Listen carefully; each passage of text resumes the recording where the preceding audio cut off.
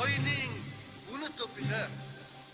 Эрхэм хүндэт наадамчдаа 1911 оны үндэсний их чөлөө тусгай тогтны төлөөх тэмцэл 1921 оны ардын хувьсгалын үр дүнд харийн эзлэн төрхмийн иргэжтээс эх орноо чөлөөлж тусгаар тогтносон Монгол улсыг байгуулж ардын засгийн анхны наадмаа хийснээс хойш идүүгээ нэгэн зууныг үджээ.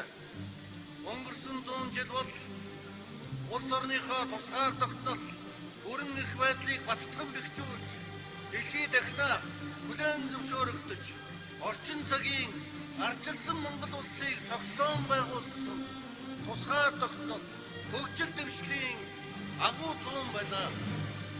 Ирж буй шинэ зуунд монголчууд бид ололт амжилтаа баттгаж ардчилсан төр улсаа улам бэхжүүлж эдийн засгийн тусгаар тогтнол аюулгүй байдлаа хандан хөгжил дэвшлээрээ хүн төрлөختөнд үндэглэсэн хүчрэг Монгол улс болж хөгжихийн төлөө ард нийтээрээ хамтдаа зүтгэцгээе.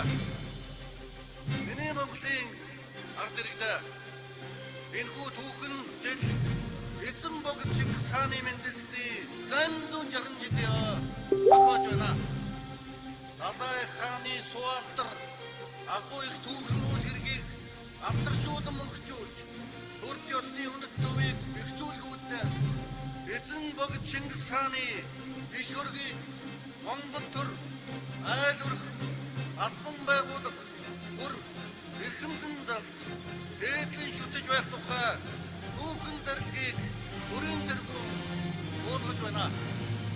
Өчид бөхчүүдийн дэвээ шаваа хүмэнцаа дүүргэж арамгаг хурдан хөлгүүдийн төвөргөн хал нутгаа давсгаж эрхий мэрхэн харваачдын эрчит сум хөх тэнгэртэй эсгэрч саруул ухаан өндөр заяат миний Монголын ард түмэн хотол олноороо энэ чотоотол дэлгэр сайхан надараа бүх тэнгэрийн хүчин дор Монгол улс мандан батрах болтугай.